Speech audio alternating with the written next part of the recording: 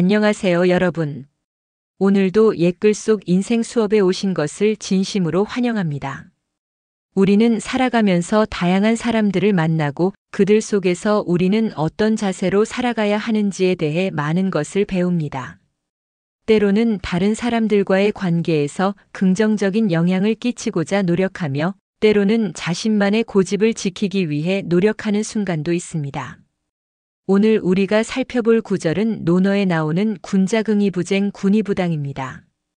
이 구절은 군자는 긍지를 가지되 다른 사람과 다투지 않고 무리를 이루되 파벌을 만들지 않는다는 뜻입니다. 정말 군자는 어떻게 살아야 할까? 우리는 어떻게 다른 사람들과 긍정적인 관계를 형성하고 분쟁이나 갈등을 피할 수 있을까? 오늘 이 구절을 통해 깊이 생각해 보겠습니다. 군자긍이부쟁 군의부당이라는 구절을 좀 더 깊이 풀어보겠습니다. 먼저 군자라는 단어는 위대한 사람 혹은 덕 있는 사람을 의미합니다. 군자는 자신의 내면을 다스리며 다른 사람들과의 관계에서도 품격을 지키는 사람입니다. 이 구절은 군자에게 필요한 덕목을 간단하게 설명해주고 있습니다. 먼저 긍지는 자부심이나 자존감을 의미합니다. 군자는 자존심을 가지고 자신이 할 수 있는 일을 최선을 다해 해냅니다. 하지만 그 긍지를 다른 사람과 비교하거나 자랑하지 않습니다. 이는 겸손과 품격을 지키기 위한 중요한 덕목입니다. 이어 다투지 않음은 군자는 자신의 자부심이 높지만 다른 사람들과 불필요한 다툼을 피합니다. 다른 사람과의 의견 차이가 있을 때 군자는 그 사람을 이해하려고 노력하고 갈등을 해결하려고 합니다. 군자는 자신의 생각을 강요하지 않고 상대방의 의견을 존중합니다. 마지막으로 무리 이루되 파벌 만들지 않음은 군자는 다른 사람들과 함께 무리를 이루지만 파벌을 만들지 않습니다. 이 말은 협력과 화합을 의미합니다. 군자는 함께 일하는 사람들과 서로 협력하고 존중하며 분열을 일으키는 일은 하지 않는다는 교훈을 줍니다. 즉, 이 구절은 군자가 살아가면서 겸손과 화합을 지키는 방법에 대해 이야기하고 있습니다.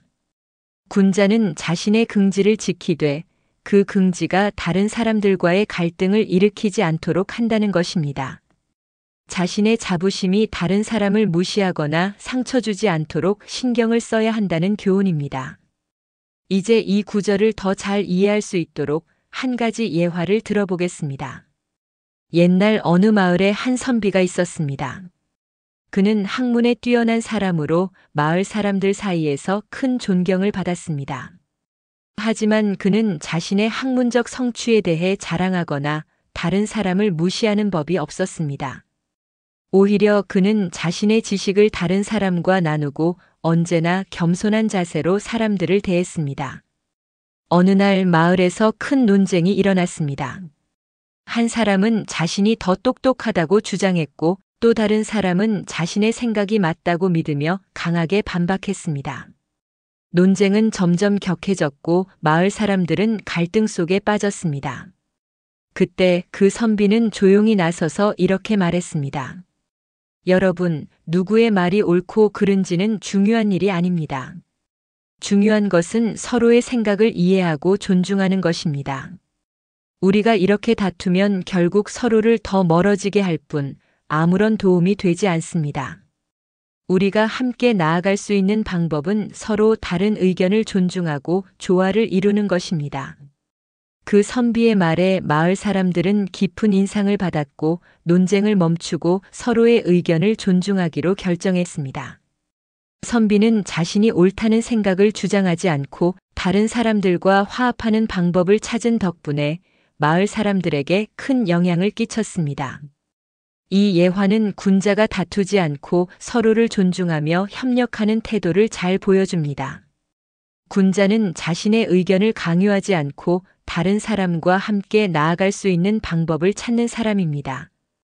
오늘날 우리의 삶에서 이 구절을 어떻게 적용할 수 있을까요? 우리는 매일 여러 사람들과 관계를 맺으며 살아갑니다. 직장에서나 가정에서 또는 친구들과의 관계에서 다른 사람들과의 차이점을 인정하고 존중하는 것이 중요합니다. 그러나 우리 모두는 때때로 자신의 생각이 맞다고 믿고 그것을 고집하려는 순간이 있습니다. 하지만 이때 우리가 군자의 자세를 취한다면 그 갈등을 해결하는 방법이 달라질 수 있습니다. 예를 들어 직장에서 의견 차이가 생길 때 우리는 자기 의견을 고집할 수도 있지만 이때 중요한 것은 상대방을 이해하고 존중하는 것입니다. 비록 내가 옳다고 생각해도 다른 사람의 의견도 듣고 상호 존중의 자세를 유지하는 것이 중요합니다. 그럴 때 우리는 건설적인 대화를 나누며 갈등을 해결할 수 있습니다.